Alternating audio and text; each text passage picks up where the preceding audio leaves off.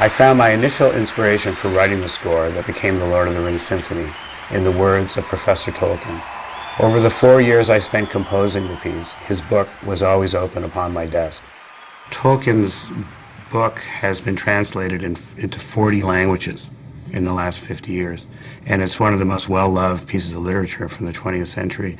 So wherever you travel, there's people who are interested in Tolkien, and of course now interested in Peter Jackson's films and in our work, and so there's a real emotional attachment to it because we love the book so much, and the people that are performing I feel are also connected to it, and the audience hopefully as well.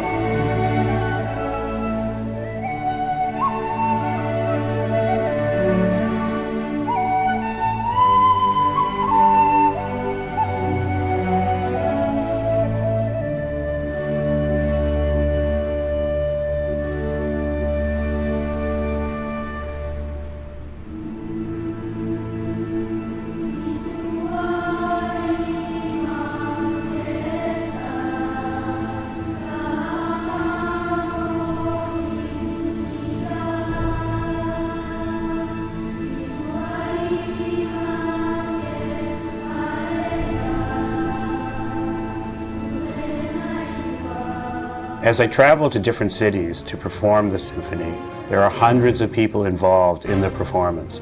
The concerts become cultural events. In Montreal, there are over 200 performers on stage. There is the Montreal Symphony Orchestra, the Grand Choir and Children's Choir of Montreal, the parents of the children, vocal soloists, production team, all played a part in producing what becomes a community event. The excitement of the performers and audience creates an energy that translates into the performance. That is the fun of taking the piece into different cities. Each place has its own spirit.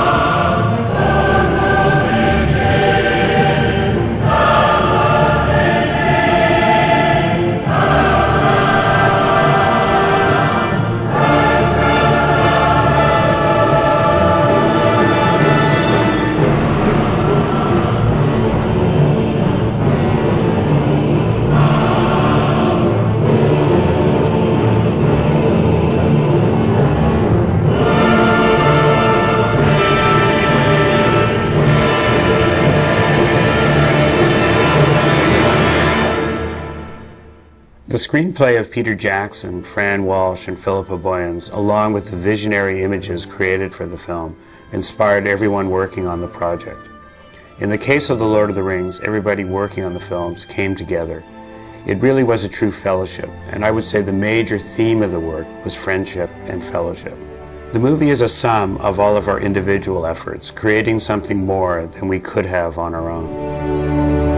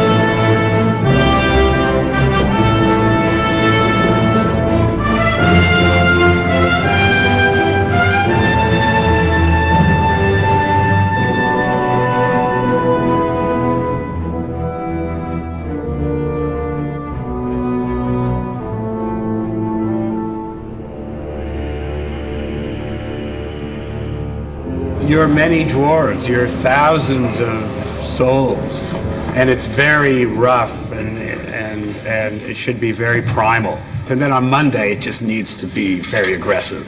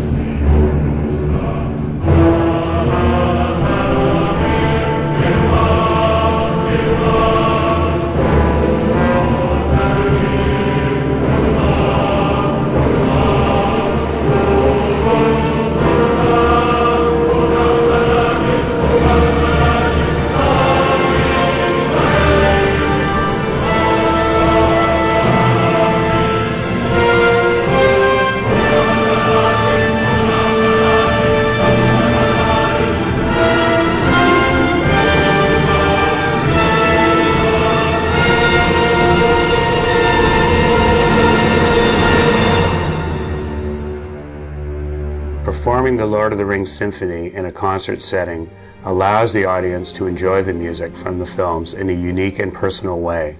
When I'm on stage, I can feel the energy and connection the audience and performers have to the music, which is both inspiring and rewarding.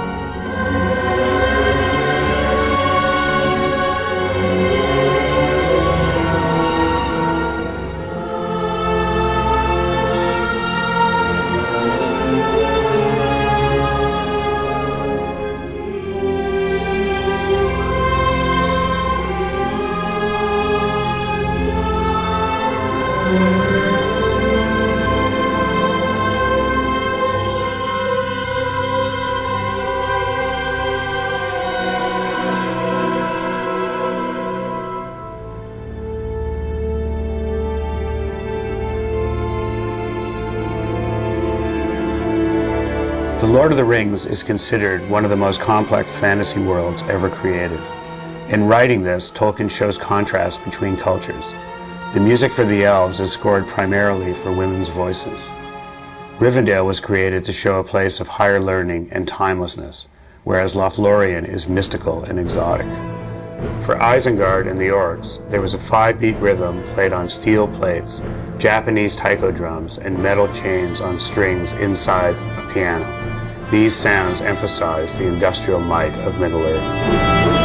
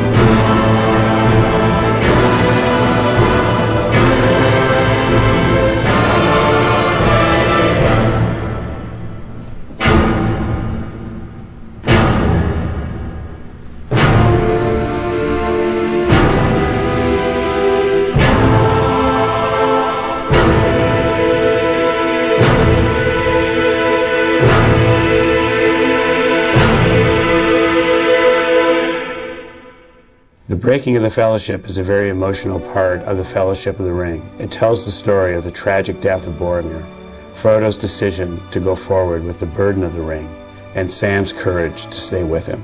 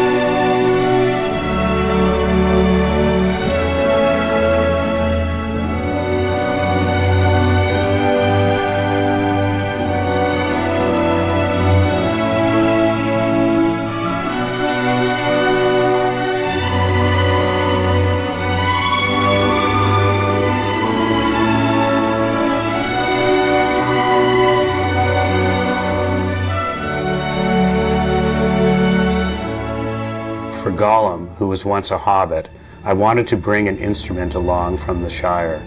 I used the cymbalum, a relative of the hammered dulcimer, to represent his slinking, warped way of moving. It has an agitato feeling, a quivering, which felt right to me for Gollum.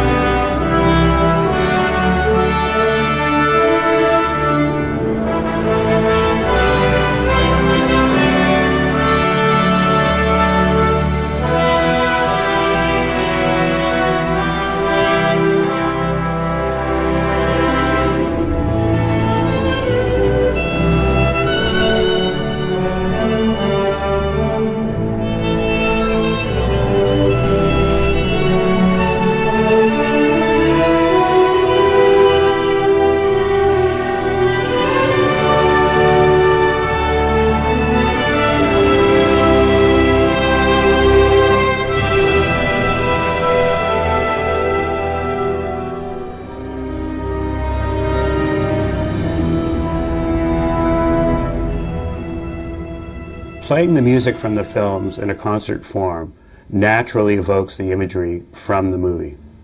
We thought that by using the illustrations of Alan Lee and John Howe, we would be able to enrich the program as well as show imagery that people may not have seen before.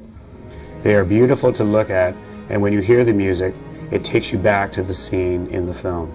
Alan and John are both great Tolkien illustrators, and they created the beginning of the design for The Lord of the Rings. Most images are pencil drawings, but there are also color plates, and these illustrations shape the visual look of Tolkien's world in Peter's film.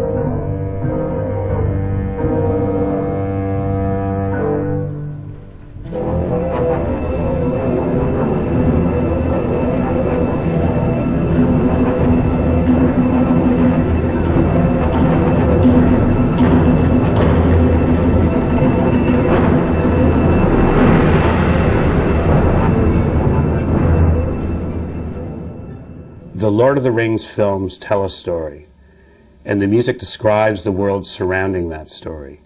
Themes absorb cultural details, imply dramatic connections, and reflect the development of the story's characters and ideas. There are almost as many themes as there are such elements. Over 50 leitmotifs are used in the piece. The History of the Ring theme, just one of several melodies assigned to the ring, forms the first notes of the symphony, and could be said to be the central theme of the entire score. It rises and falls in a breath-like pattern to give the ring a sense of consciousness and purpose.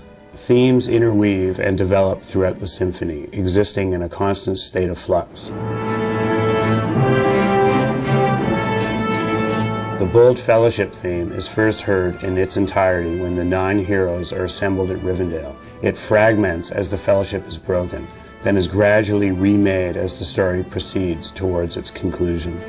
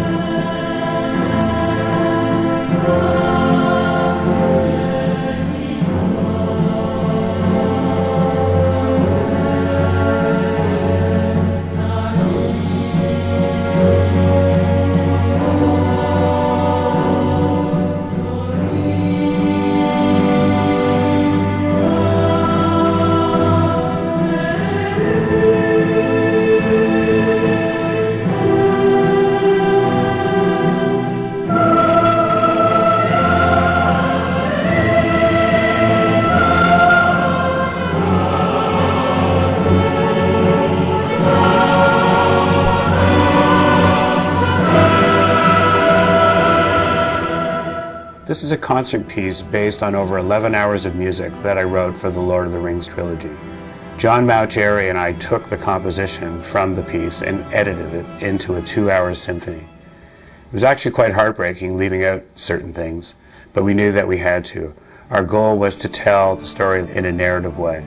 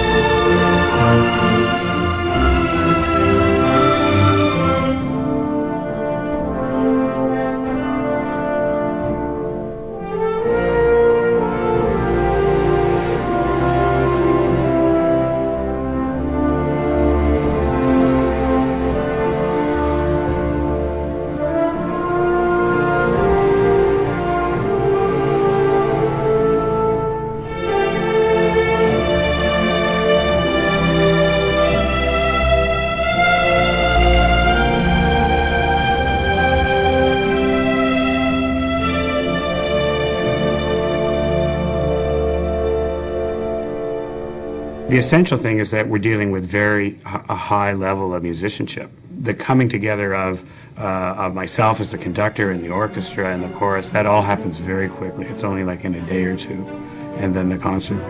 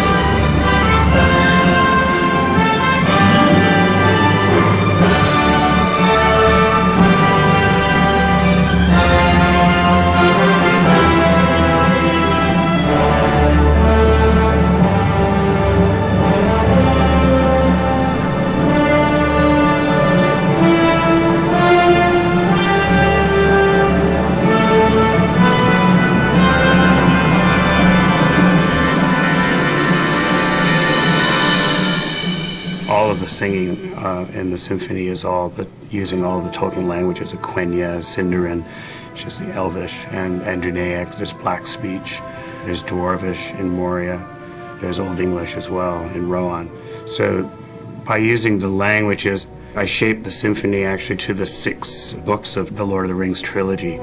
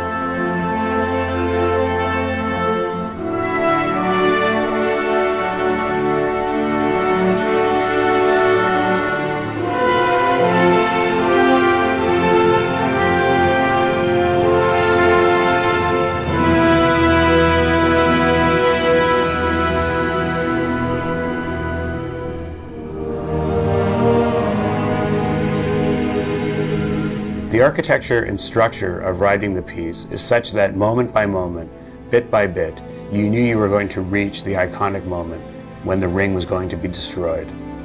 You could not worry about getting to this moment, however. You had to just work on the pieces of film that led you to Mount Doom, much like the journey of Frodo and Sam.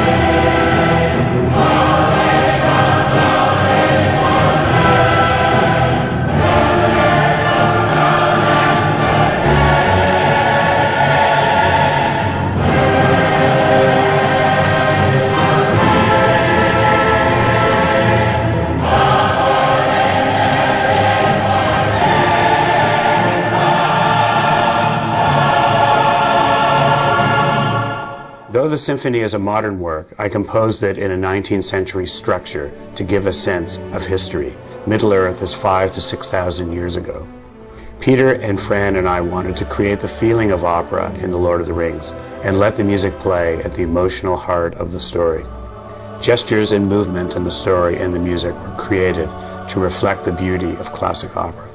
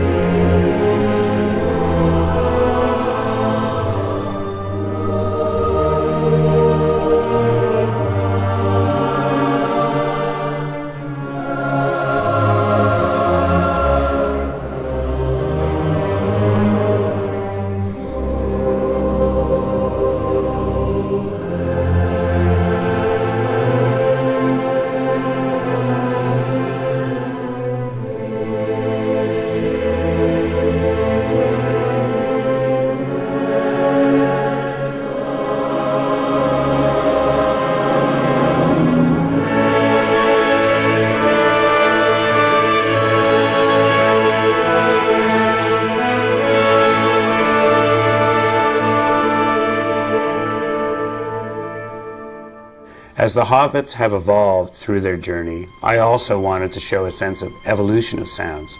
For instance, the tin whistle, which represented the hobbits at the beginning of the story, becomes the sound of the flute as they return to the Shire in The Return of the King.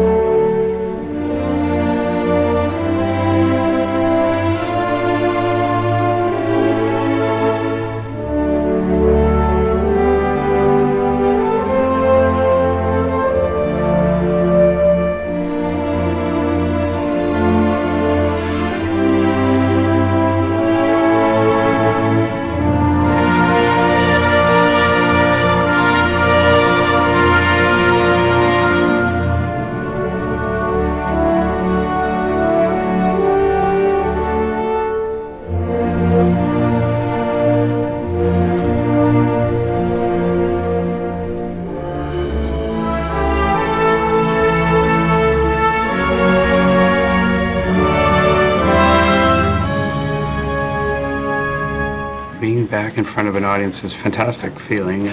So much of the music from Lord of the Rings has been recorded in recording studios with London Philharmonic. Part of it was done in New Zealand with New Zealand Symphony Orchestra. Choruses from Covent Garden. So much of my work has been writing. So to come onto a concert stage and play the music, it's really just for the sheer joy of playing music.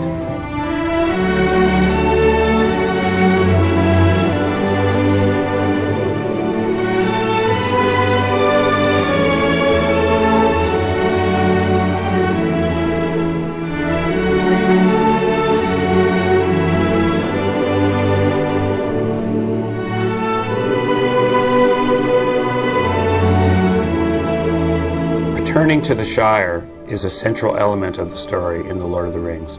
It's about Frodo and Sam and saving the Shire and all that's green and good. Throughout their mission, they have longed for and dreamed of returning home. Seeing the hobbits return to the Shire means that the ring has been destroyed and that they have accomplished their mission.